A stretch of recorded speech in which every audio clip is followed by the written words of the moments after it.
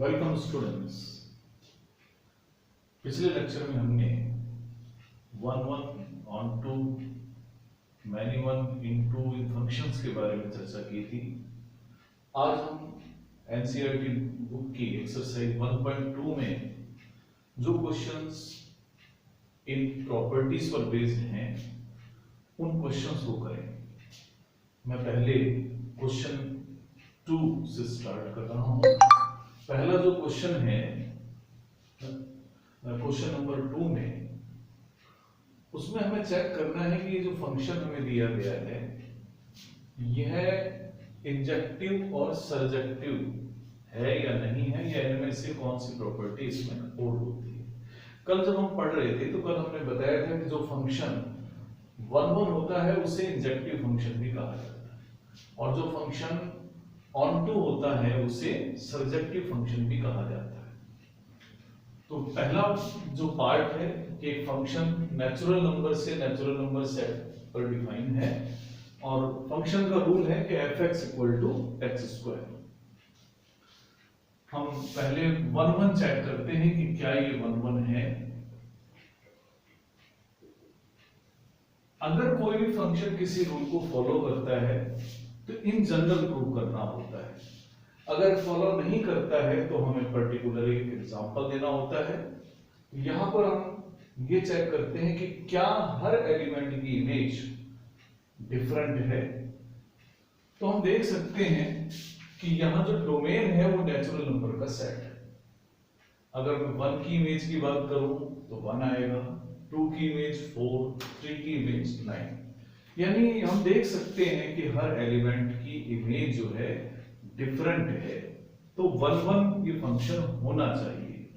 तो इसके लिए अब थ्योरेटिकली हम इसको कैसे लिखते हैं, इसके लिए हम 2 एलिमेंट लिखते हैं।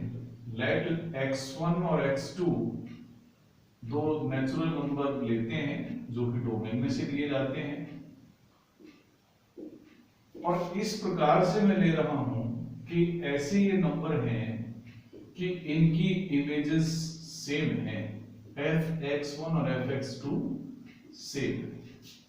अगर हम ये प्रूव कर देते हैं कि ये नंबर भी सेम है तो ये फंक्शन 1 कह सकते हैं।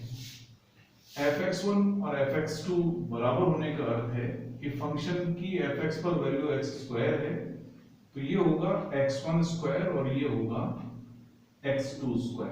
यानी मैं इसको लिख सकता हूं x1 = ±x2। लेकिन बट -x2 तो नेचुरल नंबर में हो ही नहीं सकता, क्योंकि नेचुरल नंबर नेगेटिव तो हो ही नहीं सकता। इसका मतलब यहां से केवल एक यूनिक आंसर आता है कि x1 = x2। मीनिंग ये हुआ कि अगर दो नंबर हम x1 और x2 डोमेन में से लेते हैं जो इस प्रकार से हैं जिनके इमेजेस सेम हैं, तो वो नंबर भी सेम होंगे। इसका मतलब सीधा है कि ये फंक्शन 1 है। It implies that f is 1 का अर्थ है कि फंक्शन इंजेक्शन है। अब दूसरी बात है कि क्या ये सरजेक्टिव भी है। सरजेक्टिव फंक्शन का मतलब होता है कि अगर मैं डोमेन में कुछ एलिमेंट्स लूं, जैसे यहां पर डोमेन हम देख सकते हैं कि 1 2 3 4 5 इस तरह से डोमेन और वो डोमेन दोनों ही सेम हैं, कि क्या हर एलिमेंट का प्री इमेज डोमेन में हमें मिलेगा। उदाहरण के तौर पर मैं अगर यहां से कोई एलिमेंट ढूंढता हूं 2, तो मुझे ये मालूम करना पड़ेगा कि यहां कौन सा एलिमेंट है जिसका स्क्वायर करने पर 2 आता है। तो ऐसा कोई भी एलिमेंट नहीं है कि जिसका मैं स्क्वायर करूं नेचुरल नंबर में और वो 2 आ जाए। इसका मतलब ये फंक्शन ऑन टू नहीं है, क्योंकि 2 ऐसा एलिमेंट हमें मिला जिसकी प्री इमेज नहीं है। ऐसे और भी हमें एलिमेंट मिल सकते हैं, जैसे 3, उसकी भी कोई प्री इमेज नहीं है। तो इसको हम किस तरह से लिखते हैं ऑन टू के लिए कि since 2 is an element of codomain, but it has no element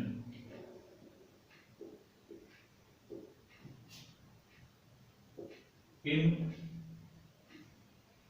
domain, ये भी कह सकते हैं, but it has no pre image in domain as function की रूट 2 पर वैल्यू निकालेंगे तो जाकर वो 2 आएगा, एंड रूट 2 जो है वो नेचुरल नंबर में नहीं है। It implies that 2 has no pre image, तो 2 की कोई प्री इमेज नहीं है, therefore f is not onto 2, यानी कि ये सर्जेक्शन नहीं है। तो अब हम ये कह सकते हैं कि ये जो फंक्शन है ना ये इंजेक्टिव फंक्शन है और ना ही सर्जेक्टिव फंक्शन है, तो therefore f is neither injection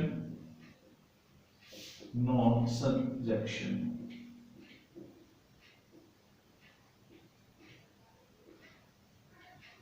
कोई फंक्शन किस टाइप का है ये डिपेंड इनके डोमेन और कोडोमेन पर भी करता है, उनके रूट पर भी करता है। अब अगर हम इसका डोमेन चेंज कर दें, जैसे जो सेकंड पार्ट है हमारा उसमें फंक्शन का रूल नहीं बदला गया, सिर्फ बदला है तो उसका डोमेन और कोडोमेन बदला है। जैसे यहां पर सेकंड पार्ट में एक फंक्शन z से z में डिफाइन किया गया, z कहते हैं सेट ऑफ इंटीजर्स को। अब बताना है कि क्या ये फंक्शन इंजेक्टिव और सर्जेक्टिव में से कौन सा है कौन सा नहीं है। तो पहले अगर हम इसी प्रकार से देखें कि अगर मान लो मैं 2 एलिमेंट लूं x1 और x2 और ऐसे ले लूं कि fx1 और fx2 सेम हो, तो अब हमें देखना है कि क्या x1 और x2 भी यूनिकली डिफाइन होंगे। तो मान लेता हूं मैं कि x1 और x2 मैंने 2 एलिमेंट लिए जो डोमेन में से लिए गए। इस बार डोमेन इंटीजर्स का सेट, ऐसे हमने एलिमेंट्स लिए हैं कि उनके इमेजेस सेम है। इसका मतलब x1 square equal to x2 square. अब x1 स्क्वायर और x2 स्क्वायर अगर सेम है तो x1 की जो वैल्यू है प्लस माइनस x2 आई, इसका मतलब ये वैल्यू यूनिक नहीं है। ये वैल्यू जो है यूनिक अगर होती तो ये फंक्शन ऑन टू होता। तो as it is not unique, unique ना होने की वजह से f इज नॉट 1 1। हम एग्जाम्पल भी दे सकते हैं। अगर मैं एग्जाम्पल की बात करूं, अगर फंक्शन -1 पर वैल्यू फाइंड करें तो -1 का स्क्वायर यानी 1 आ गया। अगर 1 पर फाइंड करें तो 1 का स्क्वायर ये भी 1 आ गया। यानी -1 और 1 दोनों की इमेज सेम है। यहां पर क्योंकि ये इंटीजर्स का सेट है, माइनस वाले नंबर भी होंगे प्लस वाले नंबर भी होंगे, और इसी प्रकार से जो डोमेन और कोडोमेन दोनों में माइनस और प्लस के नंबर्स हैं। अगर मैं यहां पर डोमेन और कोडोमेन दोनों को लिख देता हूं कुछ एलिमेंट्स को, तो -1 का स्क्वायर भी 1 है और 1 का भी स्क्वायर 1 है। तो यानी दो एलिमेंट हमें ऐसे मिल गए जिनकी इमेज सेम है, इसलिए ये फंक्शन 1 1 तो नहीं है। अब बात करते हैं कि क्या ये फंक्शन ऑन टू है या नहीं है। अब ऑन टू के लिए अभी हमने कहा कि इंटीजर्स में से कुछ नंबर्स नेगेटिव भी होंगे। अगर नेगेटिव नंबर्स में से किसी की प्री इमेज देखनी हो तो वो उसका स्क्वायर रूट होगी। तो उसके लिए मैं एक एग्जांपल दे देता हूं।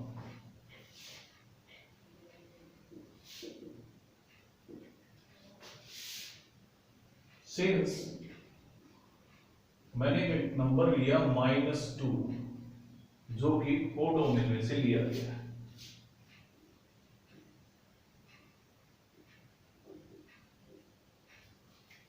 and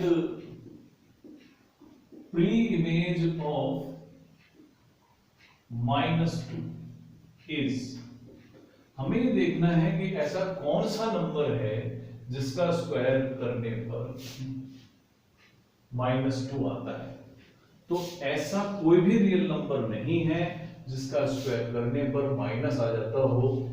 तो वो नंबर अगर हम फाइंड करें तो अंडर रूट ऑफ -2 होगा, यानी √2 आयोटा होगा। But -√2 not belongs to domain, domain में नहीं है। इसका मतलब हुआ कि -2 in codomain has not its pre image. तो ये अपनी कोई प्री इमेज नहीं रखता है। तो ऐसे और भी एलिमेंट्स होंगे, अगर हमें एक भी एलिमेंट ऐसा मिलता है जिसकी प्री इमेज नहीं है तो इस तरीके के जितने भी फंक्शन होंगे वो सब ऑन टू नहीं होंगे। It implies that f is not onto. तो ये फंक्शन ना तो 1 ही है और ना ऑन टू ही है।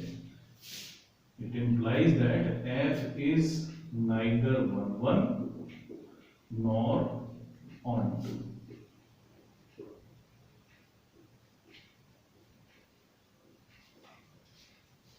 लेकिन अगर यही फंक्शन दोबारा से डिफाइन करा जाए नए सेट्स पर, अब हम देखते हैं कि अगर ये सेट जो z और z थे उनको r और r से रिप्लेस करते हैं तो फिर क्या फर्क पड़ता है। इस बार मैं लेता हूं क्वेश्चन नंबर 2 का 3rd पार्ट कि फंक्शन का रूल अभी भी वही है f(x = x²) और हमें बताना है कि ये फंक्शन 1 है या नहीं है। इस बार जो हमें डोमेन दिया गया है वो रियल नंबर का सेट है। तो यहां पर भी वही बात लागू की जा सकती है, जैसे -1 यहां पर भी होगा, +1 यहां पर भी होगा। अगर -1 की इमेज देखेंगे तो 1 आएगा, +1 की इमेज देखेंगे तो भी 1 आएगा। तो यानी इसको हम इसी प्रकार से एक्सप्लेन भी कर सकते हैं कि यहां से मैं दो एलिमेंट्स लूंगा x1 और x2 और ये दोनों इस बार रियल नंबर्स में से लिए जाएंगे, यानी डोमेन में से लेंगे और ऐसे वो रियल नंबर होंगे कि उनकी इमेजेस सेम है, यानी x1² और x2² बराबर हैं। लेकिन इसकी हेल्प से मुझे x1 और x2 की यूनिक वैल्यू नहीं मिलती, हमें मिलता है x1 = ±x2। ये यूनिक वैल्यू नहीं होने के कारण हम कह सकते हैं कि ये 1 नहीं है। उदाहरण के तौर पर भी हम समझा सकते हैं कि फंक्शन की -1 पर वैल्यू है 1 और 1 पर जो उसकी वैल्यू है वो भी 1 है, यानी फंक्शन 1 नहीं है। अब बात आती है कि क्या ये ऑन टू है। ऑन टू के लिए वही एग्जांपल उसी तरीके से लिखा जा सकता है कि -2 जो कि हमने कोडोमेन में से लिया है, R में से लिया है, और इसकी अगर हम प्री इमेज देखें तो √2 आती है और -2 का जो रूट है वो यहां डोमेन में तो नहीं है। तो √-2 हम 11th पढ़ चुके हैं कि एक इमेजिनरी नंबर होगा। तो -2 कोडोमेन में तो है लेकिन उसकी जो प्री इमेज है वो डोमेन में नहीं है, has not its pre image in domain. इस कारण से f ऑन टू नहीं है। तो ये एक ऐसा फंक्शन है जो ना 1 है और ना ही ऑन टू। अब 4th पार्ट में इस बार रूल भी बदला और हमारे सेट भी बदले।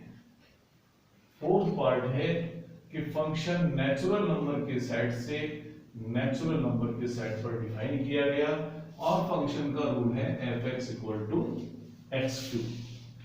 हमें पहले चेक करना है कि क्या ये 1 1 है। 1 1 के लिए सीधी सी बात है, अगर मैं दो एलिमेंट लेता हूं डोमेन में से तो उनकी इमेज अलग अलग होनी चाहिए अगर हम कोई भी वो एलिमेंट ले रहे हैं। मैं यहां पर मान लो दो एलिमेंट लेता हूं x1 और x2 और दोनों नेचुरल नंबर में से ले लेता हूं। वो जो नंबर हैं इस प्रकार से लिए गए हैं कि उनकी इमेजेस सेम है। अगर इमेज सेम है, fx1 और fx2 बराबर हैं, तो उनकी जो वैल्यूज हैं x1³ और x2³ ये भी सेम होंगे।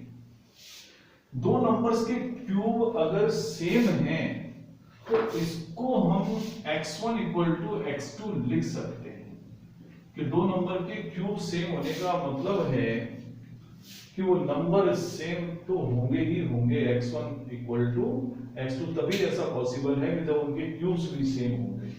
यानी कि इस बार दोनों की इमेज अगर हमने सेम ली तो नंबर भी सेम आ गए। इसका मतलब f = 1 1। इसको आप ये भी समझ सकते हैं कि जितने भी हम एलिमेंट यहां से लेंगे डोमेन में से, सबकी एलिमेंट की इमेज डिफरेंट होगी। जैसे 1 की इमेज 1 होगी, 2 की इमेज 8 होगी, 3 की इमेज 27। अब बात करते हैं कि ये ऑनटू है या नहीं है। ऑनटू के लिए अब जैसा कि हम यहां देख रहे हैं कि हमारा जो कोडोमेन है नेचुरल नंबर का सेट है। अब नेचुरल नंबर का सेट अगर है तो यहाँ 1 भी होगा, 2 भी, 3 भी, 4 भी, 5 भी, 6 भी, यहां भी 1 2 3 4 5 6 ऐसे नंबर ले रखे। हमें देखना है कि ऐसा कौन सा नेचुरल नंबर है जिसका क्यूब कर दें तो 2 आए। तो ऐसा तो कोई भी नंबर नहीं है कि जिसका क्यूब करेंगे नेचुरल नंबर का और 2 आ जाए या 3 आ जाए या 4 आ जाए, क्योंकि 1 का क्यूब 1 होता है और 2 का क्यूब 8 होता है। इसका मीनिंग ये होता है कि 2 3 4 5 6 और 7 ये किसी भी नेचुरल नंबर के क्यूब्स नहीं हैं। तो हम बस इसी बात को यहां लिख देते हैं कि सिंस 2 बिलोंग्स टू कोडोमेन,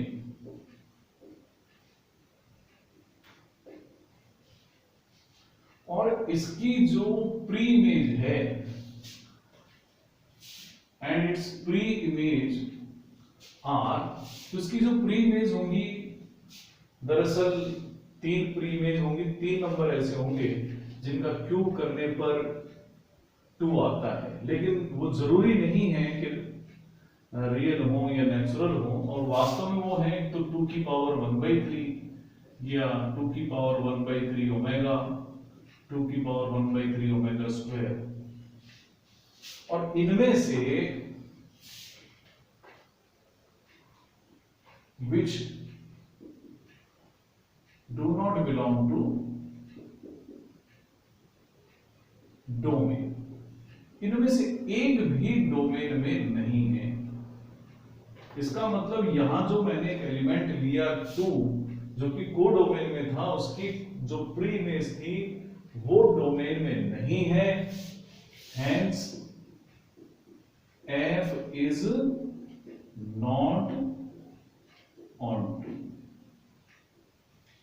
इसका मतलब हुआ कि f is 1 1 तो है बट नॉट onto, onto नहीं है।